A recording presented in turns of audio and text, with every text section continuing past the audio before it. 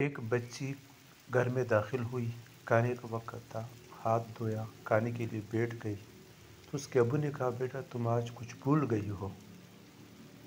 تو جس طرح کل ہمارے پڑوس کی مرغ ہمارے گھر میں آئی تھی ایسی ہی گھر میں آ گئی۔ تو بچی کو سمجھ آیا، وہ فوراً دروازے پر گئی اور وہاں سے السلام علیکم کہا اور پھر آگے کھانے کے لیے بیٹھ گئی۔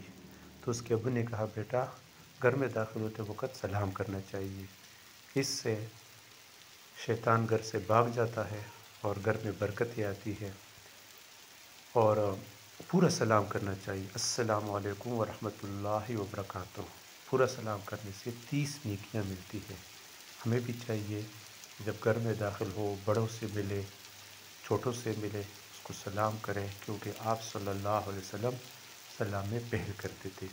اس طرح سلام کرنے سے ہمیں 10 نیکیاں بھی ملے گی اور حضور صلی اللہ علیہ وسلم کا یہ سنت عمل بھی پورا ہوگا۔ تو سارے بچے انشاءاللہ سلام کریں گے نا، سلام کی عادت بنائیں گے، گھر میں جاتے ہوئے بھی سلام کریں گے اور جب گھر سے نکلتے ہیں پھر بھی سلام کریں گے، اسکول میں جائیں گے، کلاس میں ہوں گے، استاد صاحب کو استانی صاحب کو بھی سلام کریں گے انشاءاللہ۔